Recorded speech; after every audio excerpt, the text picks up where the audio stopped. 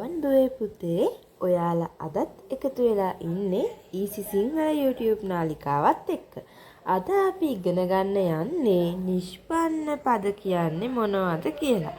ඔයාලා අහලා ඇති දුවේ පුතේ තත්සම වචන, තත්බව වචන වගේම නිෂ්පන්න වචන කියලා වචන වර්ගයක්.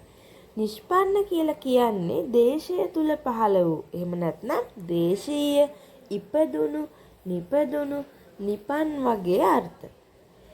ඒ අනුව සිංහල භාෂාවේ නිෂ්පන්න පද කියලා කියන්නේ වෙනත් කිසිදු භාෂාවක ආభాසයක්, උපකාරයක් ලබා නොගෙන සිංහල භාෂාව තුලම ගොඩනැගුණු පද.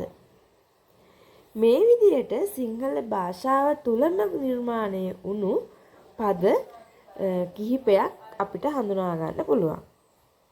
ඊළඟට අපි බලමු මේ විදියට සිංහල භාෂාව තුළ නිර්මාණය වුණු නිෂ්පන්න පද මොනවද කියලා.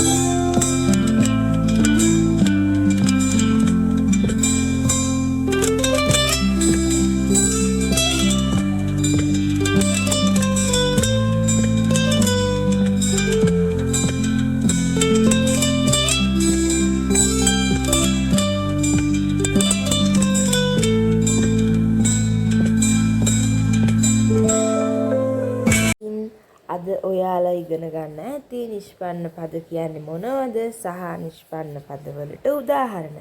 එහෙනම් මගේ channel එකත් subscribe කරලා දිගටම රැඳී ඉන්න. අපි ඊළඟට තත්සම තත්බව කියන්නේ මොනවද? තත්සම තත්බව වලට උදාහරණ මොනවද කියලා ඊළඟ වීඩියෝ එකෙන් බලමු. හැමෝටම සුබ දවසක්.